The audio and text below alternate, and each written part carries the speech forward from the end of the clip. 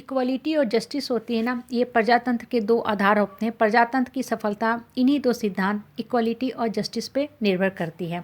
ये बहुत अच्छी बातें हैं जो हमारे संविधान में लिखी गई हैं, लेकिन क्वेश्चन अराइज होता है कि क्या आज हम समाज में, परिवार में, जिस सो कॉल सोशल नेटवर्किंग में रहते हैं, वहाँ क्या इक्वलिटी और जस्टिस का सिद्धांत है?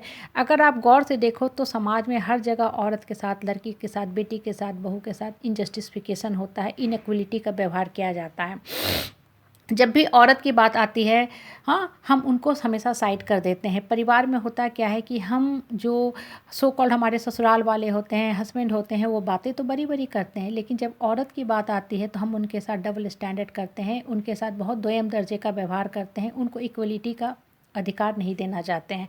हम चाहते हैं कि मेरी वाइफ रहे तो गृह लक्ष्मी बन के है, लेकिन लक्ष्मी है तो फिर उसको आप लक्ष्मी की तरह मान सम्मान दो ना, राय सलाह विचार विमर्श करो, उसकी भावना फीलिंग इमोशन की कदर करो, उसके विचारों को भी महत्व दो, क्योंकि वो भी एक इंसान के रूप में है। वो कोई आप लोअर दबके की कोई काम वाली तो आप लेके नहीं आए हो। इसलिए इक्वलिटी का सिद्धांत तभी काम करता है जब आप एक्चुअल में उस चीज़ पे आप विश्वास करके चलते हो।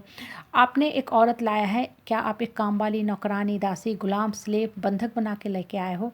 जब आप इक्वलिटी के सिद्धांत की बात करते तो हर जगह उसको सही मायने में सही स्थान दो, तभी परिवार का, समाज का ग्रोथ होगा। आज हम जिस समाज में बात कर रहे हैं वो डिजिटल युग है, हम मार्स पे जाने की बात कर रहे हैं, हम बड़ी बड़ी बातें करते हैं।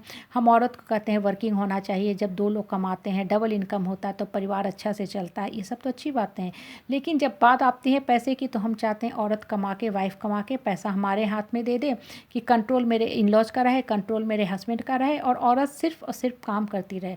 हम यहाँ एक सवाल पूछना चाहेंगे कि जिस पंच तत्व से मर्द का शरीर बना होता है, उसी पंच तत्व से औरत का भी शरीर बना होता है। जब आप औरत के साथ ये मानसिकता रखते हो कि वो घर भी देखे, बच्चा भी देखे, बाहर भी देखे, तो आपका भी तो एक ड्यूटी बनती है ना कि आप औरत के साथ उसके काम में भी हाथ बटाओ, उसके डोमेस्टिक जो हाउस होल्ड टास्क होते हैं, जो वर्क होते हैं, उसमें आप हाथ बटाओ।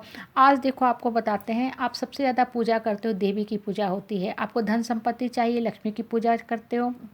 विद्या चाहिए, ज्ञान चाहिए, नॉलेज चाहिए, विजडम चाहिए, आप सरस्वती की पूजा चाहिए करते हो।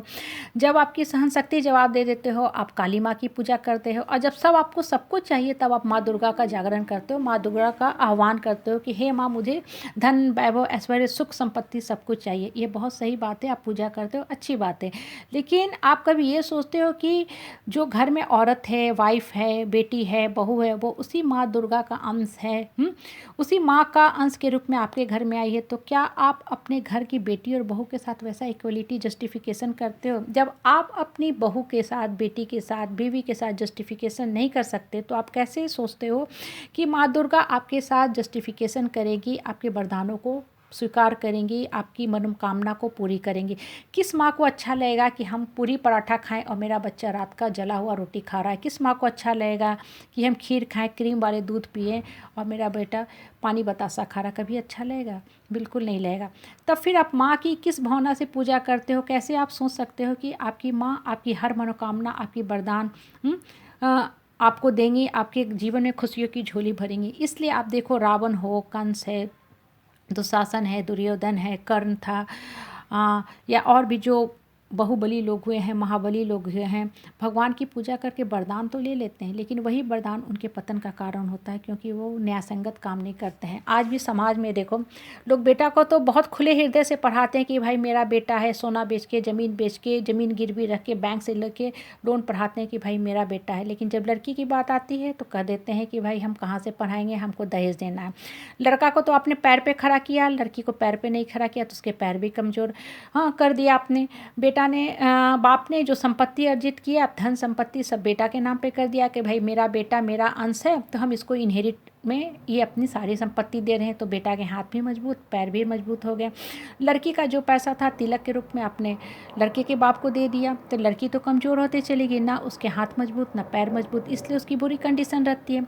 और उसके बाद जो वो नौकरी करती है, अर्न करती है, वो पैसा भी उसके इन लॉज, उसके हस्बैंड कंट्रोल में ले लेते हैं। तो इक्वलिटी और जस्टिस कहाँ है? इसलिए जब भी कोई भी बातें आप ज्ञान की बातें बोलते हो, सुनते हो, तो उस पर अप्लाई करो। संविधान की ये बातें जो हैं बहुत अच्छी बातें हैं, लेकिन ये तभी कारगर होंगी जब इसको हम व्यावहारिक रूप से अपने जीवन में अपनाएंगे। गीता के सारे श्लोक, धर्म की बातें बहुत अच्छी हैं, लेकिन गीता का श्लोक तभी कारगर होगा जब हम गीता के श्लोक को व्यावहारिक जीवन में अपनाएंगे।